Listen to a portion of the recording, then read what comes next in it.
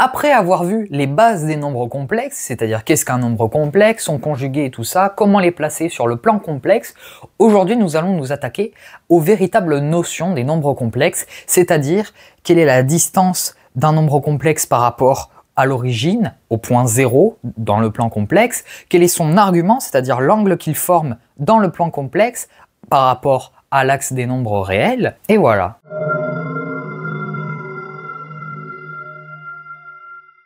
Alors du coup, aujourd'hui, nous allons voir qu'est-ce que le module d'un nombre complexe. Donc avant de parler de module, nous allons parler de la valeur absolue. En fait, la valeur absolue, quand on prend la valeur absolue d'un nombre, il va toujours être positif. Et pourquoi? Parce qu'en fait, dans l'axe des nombres réels, c'est-à-dire la droite des nombres réels, où en fait, ici on a par exemple 0, et en fait, moins 1, moins 2, 1, 2, quand on calcule la valeur absolue de peu importe le nombre, ça peut être pas seulement un nombre entier, ça peut être aussi un nombre rationnel, un nombre réel, ça peut être pi aussi par exemple. Quand on prend la valeur absolue d'un nombre, si on prend par exemple la valeur absolue de moins 1, ça va être la distance de moins 1 à 0. Ça veut dire que ça va être cette valeur. Et une distance, au sens mathématique, ça va toujours être positif. C'est-à-dire que là, ici, si on voulait mesurer à la règle cette distance sur l'axe des nombres réels, et en fait, cette distance, elle est égale à 1. C'est-à-dire qu'en fait, la valeur absolue de moins 1 est égale à 1.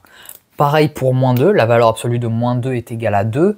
Si on avait ici, si on voulait calculer la distance de 0 à 1, on aurait eu 1, c'est-à-dire qu'en fait la valeur absolue d'un nombre positif est toujours positive, et pareil pour la valeur absolue d'un nombre négatif.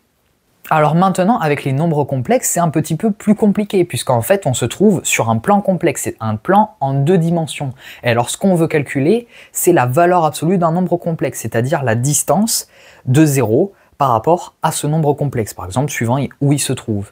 Alors la valeur absolue d'un nombre complexe a aussi un autre nom, c'est mieux de l'appeler le module d'un nombre complexe pour bien dire qu'on est au-delà des nombres réels. C'est une autre manière de dire la valeur absolue d'un nombre complexe.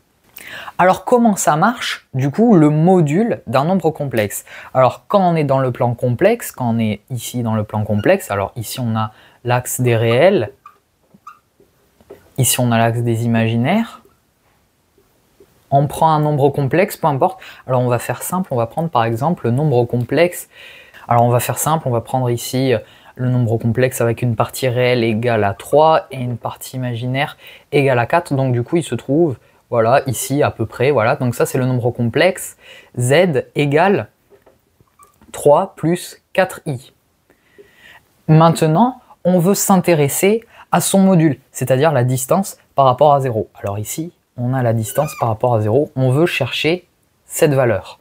Alors maintenant, autre précision, quand on a uniquement la partie réelle et la partie imaginaire égale à 0, on a du coup un nombre réel, et donc en fait, c'est la même technique pour trouver la valeur absolue. En fait, tout simplement, si on avait moins 3 par exemple, comme nombre complexe avec une partie imaginaire égale à 0, et son module ça serait 3. C'est exactement la même chose avec les nombres complexes si on a une partie imaginaire égale à 0, puisque finalement c'est un nombre réel. Et donc du coup c'est pareil si on a un nombre imaginaire pur, puisqu'en fait ça se trouve exactement sur un seul axe, et ça veut dire que la distance de 0 par rapport à un nombre imaginaire pur, c'est comme si on avait la distance de 0 à un nombre sur l'axe des réels, puisque finalement c'est des nombres qui se trouvent sur un axe. Alors maintenant on va passer aux nombres purement complexes. Ici il faudrait trouver une idée pour calculer le module de ce nombre complexe. Ici on cherche le module de z, la valeur absolue de z, c'est-à-dire la distance de 0 par rapport à ce nombre complexe. Et alors qu'est-ce que j'avais dit dans les précédentes vidéos? Le plan complexe il fonctionne exactement comme un plan orthonormé lorsqu'on voit les vecteurs en seconde. C'est-à-dire que quand on cherchait la norme d'un vecteur, s'il démarrait de 0 et qu'il allait sur le plan orthonormé, on utilisait le théorème de Pythagore, parce que ici, cette distance, c'est comme si ça représentait l'hypoténuse d'un triangle rectangle. Ici, on a un angle, on a l'angle qui est de 90 degrés, et ici, cette distance-là est connue, et cette distance-là est également connue. On sait que celle-là est égale à 3 et que celle-là est égale à 4. Et du coup, le tour est joué, il ne reste plus qu'à appliquer le théorème de Pythagore. Et donc finalement, le module de z au carré est égal à la partie réelle au carré plus la partie imaginaire de z au carré. Et donc ça revient exactement à dire que le module de z est égal à la racine carrée de la partie réelle de z au carré plus la partie imaginaire de z au carré.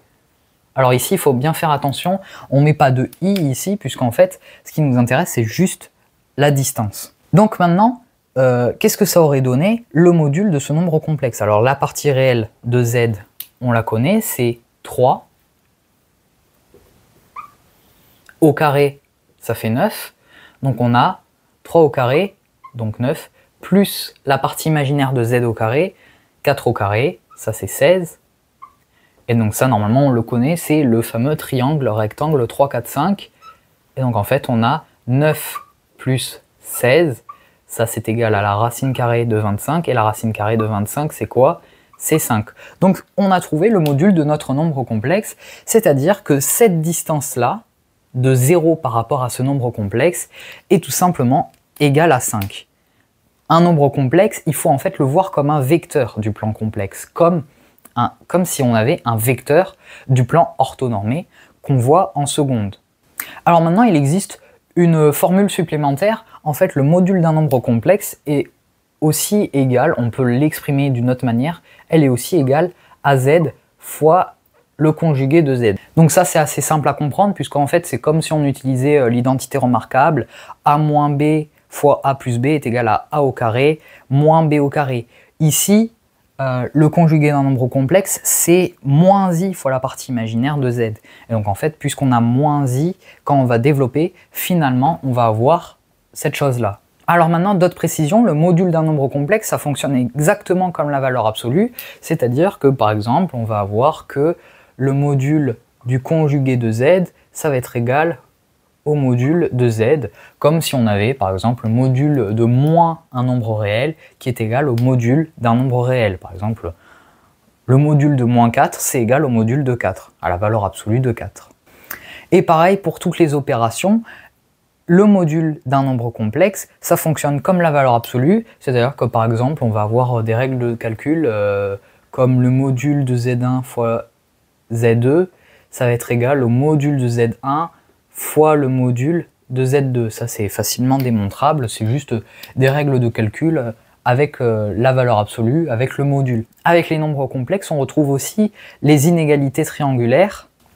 Par exemple, le module de z1 plus z2 est inférieur ou égal au module de z1 plus le module de z2.